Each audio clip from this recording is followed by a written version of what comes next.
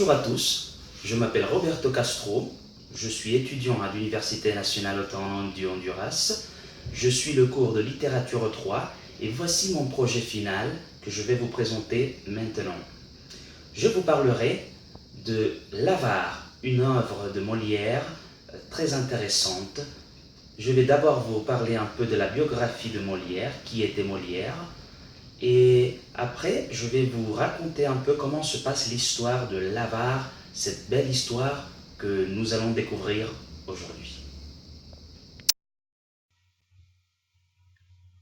Jean-Baptiste Poquelin, mieux connu comme Molière, est né à Paris et a été baptisé le 15 janvier 1622 à l'église Saint-Eustache.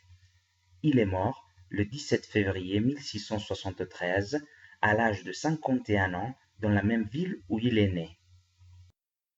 Il est un dramaturge et comédien français et il est considéré l'un des plus grands écrivains de la littérature universelle. Il fut entre autres le chef d'une troupe de théâtre qui est à l'origine de l'actuelle Comédie-Française et qui s'illustra à Paris et en province sous la régence d'Anne d'Autriche et dans les 12 premières années du règne de Louis XIV.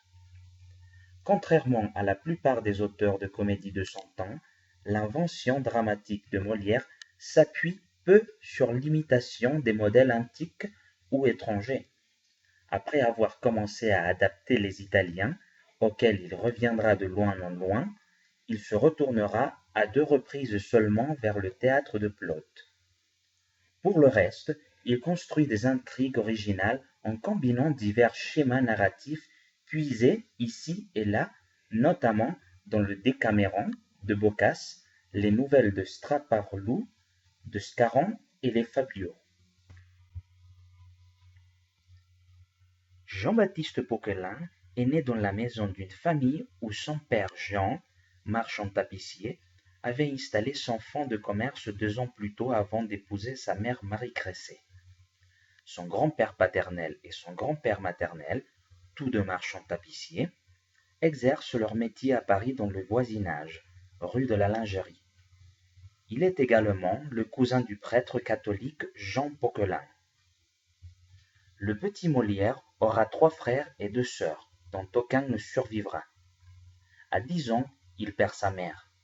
Son père se remarie avec Catherine Fleurette, dont il a 3 filles, mais qui meurt en 1636. L'année suivante, Jean Poquelin obtient la survivance de sa charge pour son fils qui a 15 ans. Concernant ses études et sa formation littéraire, il n'existe aucun document fiable. Les témoignages sont tardifs, contradictoires et entachés de polémiques. Dans une brève notice biographique placée en tête du premier volume des œuvres complètes paru en 1682 et attribuée à 2 amis du dramaturge, Legrange et Viveau, on lit qu'il fut élève des jésuites au collège de Clermont, l'actuel lycée Louis-le-Grand, l'un des meilleurs de Paris, où sa vivacité d'esprit le distingua de tous les autres.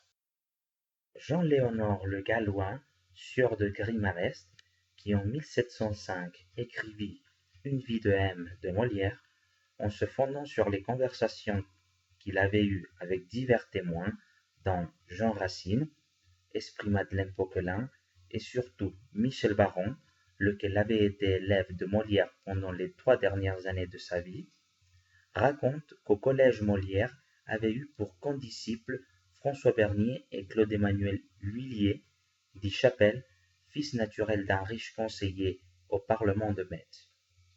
Ce dernier avait pour précepteur occasionnel le philosophe Pierre Gassendi, qui, ayant remarqué chez le jeune Poquelin des dispositions pour la philosophie, l'aurait admis à ses leçons avec Bernier et Cyrano de Bergerac. En l'état de la documentation, ces affirmations sont invéritables, comme le sont maintes autres anecdotes rapportées dans cette vie de Molière, que le vieux Boileau fustigia dès sa publication.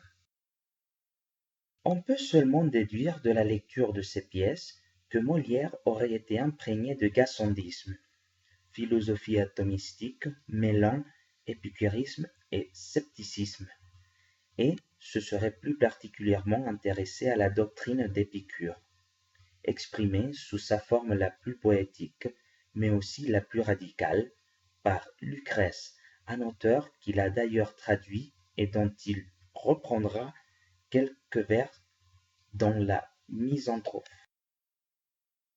À sa sortie du collège de Clermont, il serait devenu avocat, selon un contemporain bien renseigné, le boulanger de Chaluçay, qui publie en 1670 une comédie satirique contre Molière.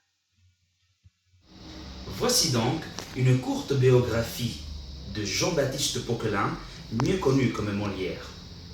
Maintenant, je vous présenterai un résumé des 5 actes de cette belle œuvre appelée L'Avare, écrite par Molière. Comment as-tu fait? Vous saurez tout. Sauvons-nous, je l'entends crier. Au voleur! Au voleur! À l'assassin! Au meurtrier! Justice! Justiciel! Je suis perdu! Je suis assassiné! On m'a coupé la gorge! On m'a dérobé mon argent! Qui peut être? Qu'est-il devenu? Où est-il? Où se cache-t-il? Ah, que ferais-je pour le trouver? Ou courir? Ou ne pas courir? N'est-il point là? N'est-il point ici? Qui est-ce? Arrête! Rends-moi mon argent, coquin! Oh, c'est moi! Mon esprit est troublé, et j'ignore où je suis, qui je suis, ce que je fais. Hélas, mon pauvre argent! Mon pauvre argent! Mon cher ami, on m'a privé de toi, et puisque tu m'es enlevé, j'ai perdu mon support. Ma consolation, ma joie, tout est fini. Pour moi, je n'ai plus que faire au monde. Sans toi, il m'est impossible de vivre. C'en est fait. Je n'en vis plus. Je me meurs. Je suis mort. Je suis enterré. N'y a-t-il personne qui veuille me ressusciter en me rendant mon cher argent ou en m'apprenant qu'il a pris? Hein? Que dites-vous? C'est des personnes. Ah.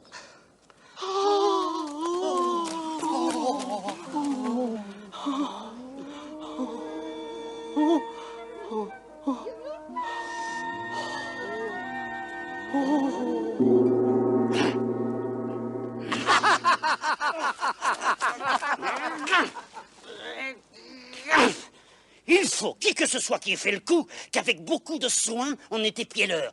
Et l'on a choisi justement le temps que je parlais à mon traître de fils. Sortons, je veux aller quérir la justice et faire donner la question à toute ma maison. À servante, à valet, à fils, à fille et à moi aussi. Que de gens assemblés. Je ne jette mes regards sur personne qui ne me donne des soupçons. Et tout me semble mon voleur. Hé! De quoi est-ce qu'on parle là? De celui qui m'a dérobé? Quel bruit fait-on là-haut? Est-ce mon voleur qui y est? De grâce, si l'on sait des nouvelles de mon voleur, je supplie que l'on m'en dise. N'est-il point caché là, parmi vous? Ils me regardent tous et se mettent à rire. Vous verrez qu'ils ont part sans doute au vol que l'on m'a fait. Allons, vite, des commissaires, des archers, des prévôts, des juges, des gènes, des potences et des bourreaux. Je veux faire pendre tout le monde. Et si je ne retrouve mon argent, je me pendrai moi-même après.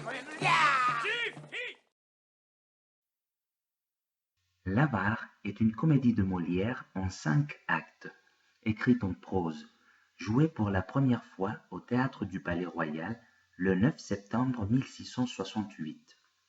Le sujet est inspiré d'une pièce de Plot intitulée La Marmite. Dans le premier acte, l'intrigue se passe à Paris. Le riche et avare Harpagon a 2 enfants, Élise, qui est amoureuse de Valère, un gentilhomme napolitain au service de son père en qualité d'intendant, et Cléante, qui souhaite épouser Marianne, une jeune femme vivant chez sa mère sans fortune. Il ne supporte pas que l'avarice de son père contrarie ses projets amoureux. Harpagon est terrifié par une crainte obsédante. Il a dissimulé dans le jardin une cassette qui renferme 10 000 écus d'or.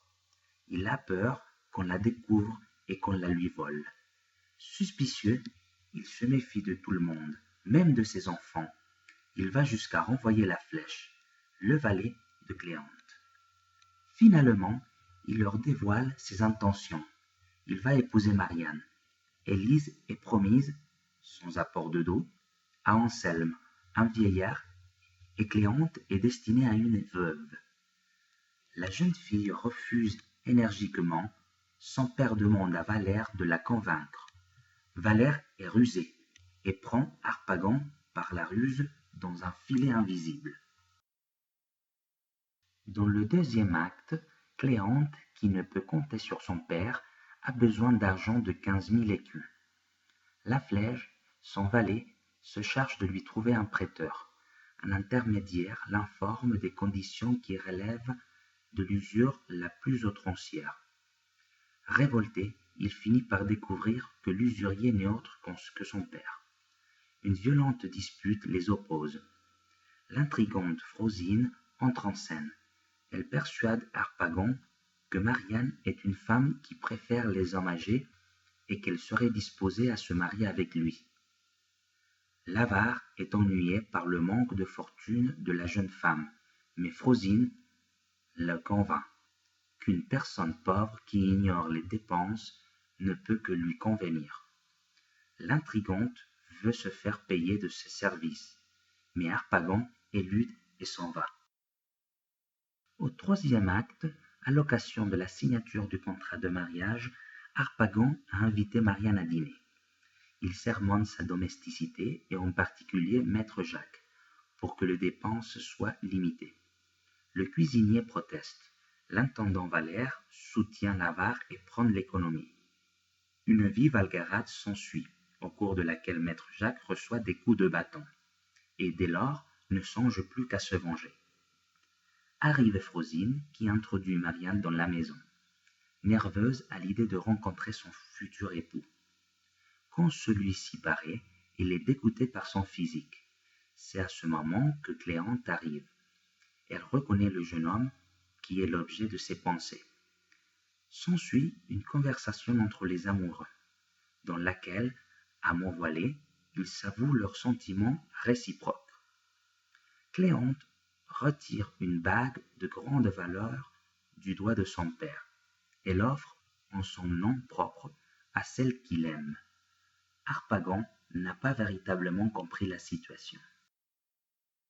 Quant au quatrième acte, les deux jeunes amoureux sollicitent Frosine pour qu'elle intervienne auprès du barbon et qu'il renonce à son mariage insensé. Harpagon surprend son fils en train de baiser la main de Marianne et conçoit immédiatement des soupçons dont il veut s'assurer. Afin de sonder son fils et connaître ses espoirs, il prétend avoir changé ses projets et renoncé au mariage. Le fils naïf dit tout à son père, son amour pour la jeune fille et son désir de l'épouser. Furieux, Harpagon résiste mal à un accès de violence et le maudit. Maître Jacques intervient pour les séparer et les raccommoder. En aparté, il leur fait croire à chacun que l'autre a abandonné la partie. La réconciliation est de courte durée. La dispute reprend de plus belle et ne cesse qu'à l'arrivée de la Flèche, avec la cassette des 10 000 écus d'or, qu'il l'a lui-même dérobée. Hors de lui, Harpagon promet de retrouver le coupable et de le châtier comme il se doit. Le cinquième et dernier acte, Harpagon demande un commissaire de police afin d'enquêter sur le vol de la cassette et, dans son délire d'avaricieux, il veut faire interroger tous les Parisiens. Par vengeance, Maître Jacques désigne Valère qui arrive à ce moment. On le somme de s'expliquer et de reconnaître son forfait. Malentendu, pensant que ses sentiments pour Élise sont connus, il admet qu'elle est secrètement sa fiancée. Une fois de plus, Harpagon comprend avec retard et le fureur le reprend. Anselme, qui doit épouser Élise, entre en scène alors que Valère a commencé le récit de son histoire. Le vieillard comprend que Valère et Marianne sont ses enfants. Il était persuadé qu'ils avaient péri dans un naufrage, il y a fort longtemps. Valère va épouser Élise et Cléante va épouser Marianne. Harpagon accepte leur mariage tant qu'Anselme paye tout. Il reste seul avec sa cassette.